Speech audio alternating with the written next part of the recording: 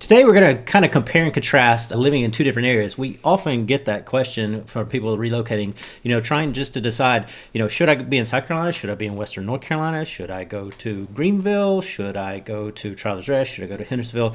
All these towns, and without ever having visited or kind of, been here, it is kind of a difficult decision. So we wanted to kind of do, would you rather? Would you rather live in Hendersonville, North Carolina, or would you rather live in Greenville, South Carolina? Yeah. So, the interesting thing is I put into ChatGPT because I was trying to describe kind of just at a high level the flavor of each one of these towns and cities. So when I put it in for Hendersonville, North Carolina, what came back was the top 5 descriptors that... I'm curious what ChatGPT would say. It basically searched the web to find the top 5 adjectives that are used to describe Hendersonville, and it came back as charming, scenic, friendly, artistic, and agricultural. You think I think that's pretty fair. That kind of captures it. Yeah, I mean, it's definitely has an art scene. It's definitely a cute, quaint kind of town. Has a very functional and very local kind of downtown scene. Yeah. And then agricultural because apples. It's I think the number 9 all-time growing apple region in the country, and kind of number 2 or 3 or something in North Carolina. It's up there, put it that way. Yep. So Greenville came back, on the other hand, as the adjectives were beautiful, affordable, friendly, culinary, and vibrant. Huh. What do you think about that? I feel like that's also pretty fair. Yeah, I think it's pretty fair. I think vibrant probably was the key word that most everybody uses to describe the downtown Greenville scene these days. Yeah. It's really gone through such a revitalization. I grew up in the area and, rerun the clock 20, 30 years ago, and it was a place where the downtown scene kind of rolled up after 5 o'clock. It was a destination where people went to work, and then they left after work. But now it is vibrant. Yeah. It has everything, restaurants, entertainment, you name it. It is kind of interesting, though. I was there probably a Tuesday, I think it was, and during the middle of the day, and it was still one of those places where, because it is a mid-sized city, it's not like a Charlotte, Atlanta, New York kind of city kind of population. So I was walking around and I still felt kind of like there wasn't a lot of people around during that hour, which was kind of nice. What time of day was it? Lunchtime or after lunch? Or? Yeah, it was around midday. So contrast that if you go on a Friday, Saturday, Sunday, you're gonna have a lot more people around. But it was kind of nice. It kind of felt private, just walking around. Okay, kind of cool. So population-wise, what are we looking at in terms of Hendersonville versus Greenville? So Greenville is about 5 times the size of Hendersonville, with a population of 570,000. That's for the county. Countywide. And Henderson County, it comes in about 121,000 people countywide. And Hendersonville City proper comes in at 15,000 people. Give or take. And city limits, Greenville City comes in about 73,000 people. Yeah, so again, about 5 times whether you're comparing the city or the county. Yeah. So let's get to everybody's most pressing topic that everybody definitely needs to know when they're relocating anywhere, and it's what's it cost to live here in these two different towns, Hendersonville versus Greenville. So when we're talking about housing, we're going to give it to you kind of in the city view, but also in the county view, because obviously if you want to be able to walk out your door into the downtown, areas of these two towns, you're going to pay more. And I feel like both have that. There's a big, I don't want to say discrepancy, but if you're going to live within downtown Greenville versus Greenville County is very large. Greenville County is very large. It's the largest county in South Carolina. Yeah, so if you're going to live pretty far out, then you're going to definitely get more bang for your buck. A lot more options. Yeah, for sure. Same thing with Henderson County. Henderson County is not as large, just from a square area kind of perspective. Yeah. So, with that said, if you want to be in Greenville City, now this is early spring. We're recording this 2025. So right now it's coming in about the median price to be in downtown Greenville somewhere around $845,000. I will say, looking at things that I've been looking at and showing the different places to folks, that's about accurate. You're going to need around $1 million, if not a little bit more, depending on what you want to get. Now, contrast that with Hendersonville, much smaller town, much smaller population. You can get into the downtown area somewhere around $473,000 is what this median price is. I think it's going to push you, unless you're in a condo. You can find that prices in the condos that are in downtown. I almost feel like that's a little skewed, only because I think the homes that surround downtown Hendersonville tend to be a little smaller. They're the older neighborhoods, so those homes are a little bit on the smaller side, where you're contrasting with downtown Greenville, and almost like those are some of the more like historic, larger homes. Well, the contrasting point, too, is that when you're looking at the data, from the data side, when you're looking at downtown Hendersonville, it's like this big. Well, right. When you're looking at downtown Greenville, it's like this big. Okay, so you have more to include. So Yes. the median price point and the data average price set. point averages out more. Yeah. But to your point, if you get on to 5th Avenue, 4th Avenue, just outside of downtown, which is still walkable to downtown Hendersonville, you're going to be paying in the 5, 6s. Yeah, and those do have and some of those above. larger It homes. just depends on what it is. For sure.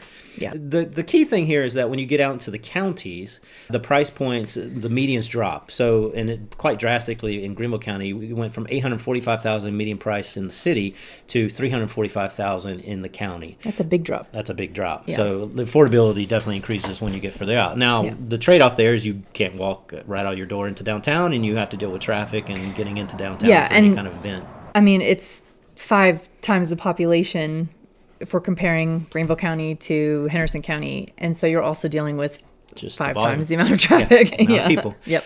In Hendersonville City, we said it was $473,000 for the median price point in downtown or the city, and compare that to $469,000 in the county. This is what's the interesting thing. When I was looking at North Carolina in particular, whether it be Hendersonville or some other surrounding towns, there wasn't as big of a discrepancy between the downtown quarter and actually getting out in the county, which was kind of interesting. We know in reality you got to find a mixture of all price points everywhere, but the data kind of was interesting just to look at. Just kind of gives you a rough idea of prices. The other kind of interesting thing that I wasn't really expecting, because I just don't think about it on a daily basis, was the taxation. So we'll talk about sales tax and we'll talk about property tax.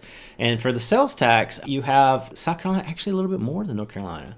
So South Carolina is at 7.5% sales tax. Now some of this will change if you sometimes have a tax overlay for a consumption tax, like in a downtown area. Right. Greenville has that as an example. Yeah. So it might skew a little bit, but on average it's about 7.5.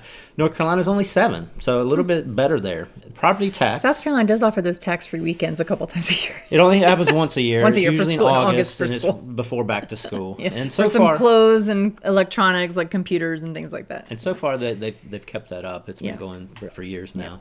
Property tax. When I was looking at the information, and I believe this came from Rocket Mortgage, as kind of a holistic number, it's about 0.57% tax burden in South Carolina, which came in at number 6 out of the 50 states. So South Carolina is very attractive on property tax. Yeah. North Carolina came in a little bit lower at 20, with about 0.82%. And we can say, based on the counties that we deal with, that's not fair. far off. You can find less, particularly if you're not in one of the other town jurisdictions here in Henderson County. Yeah. And we can get into that later detail in another video. But so a little bit better on property tax in South Carolina, a little bit higher on just buying stuff, your groceries, your electronics, your clothing, and that sort of thing. If you're coming from the Northeast, you're coming in from the upper Midwest or California, any of those metro areas, you're going to find the affordability here just a little bit better, wouldn't you say? Yes, for sure. For these two towns, Greenville and Hendersonville, let's talk about the vibe. What is it like to live there? Why do people relocate to the area? Why do people enjoy living in those places? So I think people are most attracted to Hendersonville and Western North Carolina in general just because they want to come to the mountains and they want to enjoy the 4 seasons that is offered here. So there's plenty of outdoor recreation with all the hiking, cycling, kayaking, all that has to offer. In a similar way, in Greenville also offers that everything that you would think a mid-size U.S. city would offer. I kind of think about it. What kind of hallmarks a mid-size U.S. city? I think once you get a Topgolf and once you get a Costco, you're probably fully in that mid-size city. And Greenville definitely has both of those. So you can find a lot of entertainment, a lot of dining. I mean, it just has almost as much as you would expect in like a major city like a Charlotte, Atlanta, etc. And the other thing that's going to attract people to Greenville in particular, Greenville County, is the employment opportunities. I would say this probably started 20 years ago or so, actually a little bit longer than that. I can't. Go ahead.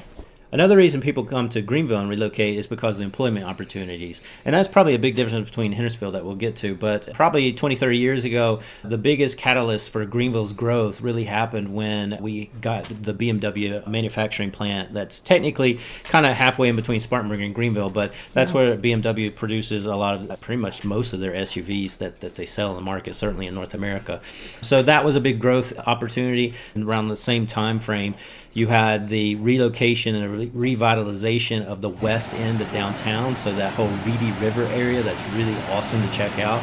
and that's where the minor league baseball team relocated to as well, as in downtown. And so that really turned the tide in terms of making that a vibrant downtown, whereas it wasn't before. Compare and contrast that to Henderson County. Your employment opportunities up here are really around the medical system, probably. Yeah, I would say, yeah. School district. Healthcare, the county jobs are probably the largest employers, and then agriculture would be a big employer as well. And there is a pocket of manufacturing-oriented kind of jobs up here. Current and which used to be a GE, General Electric kind of plant. You go a little bit further north, and you get into some more like Borg Warner. Usually, they support kind of manufacturing, automotive, aeronautics kind of things. There's also Pratt Whitney that's located up in Arden area too. So there's employment opportunities in both, but I think we would definitely say there's more overall in Greenville. Let's talk about transportation and commuting. If you're used to any kind of city traffic, you're going to laugh at what we call traffic here in both places, really. I will say, though, that Greenville has gotten definitely more congested as the population has increased, particularly Interstate 85. During rush hours, you're going to experience some stop and go. But when you get up into the mountains here, unless there's an accident of some sort or major construction, which we have had on our interstate here, Interstate 26, there's been construction for the last few years. They hopefully will wrap that up in the next year or two. But there's no sense of traffic, really, in the mountains here. The other thing, though, is that if you are used to a metro area that has any kind of infrastructure for commuting, whether that's bus, trains, etc., that's largely non-existent here in comparison. I mean, we're not going to have like the L in Chicago or the MTA, the subway in New York. Unless you were in walking distance to either downtown, I would say it'd be challenging to live in either place if you didn't drive. You need a car. You'd need much. You really kind of need some transportation, because Uber is also not really. In the mountains, it's not. Once you get into Greenville, you definitely have the ride sharing kind of opportunities. Uber is not super dependable. Last but not least, let's talk about the weather and climate. So if you've never been to this area, Greenville sits at a lower elevation than the towns in western North Carolina like Hendersonville. Yeah, about 1,000 feet. You come up what's called the Saluda grade on Interstate 26 as you're going from Greenville up to Hendersonville. And because of that, in the summer months, what's the temperature difference typically? 7 to 10 degrees on average, I would say. So if it is 85 degrees in Greenville, it might be 75 degrees or so in Hendersonville. Well, if we're talking July, it's probably more like 95 degrees in Greenville and 85 degrees in Hendersonville. True, fair point. But it's rare in western North Carolina for us to really have a multiple 90 degree days back to back, right? It just doesn't happen that often. In western North Carolina, yes, in western North Carolina. But you get down in Greenville and it's consistent. Probably 90 degrees every day in the summertime. Yeah. So climate does make a big difference. If you want that cooler weather, you're going to pretty much need to come up to North Carolina, or at least visit a lot on the weekends.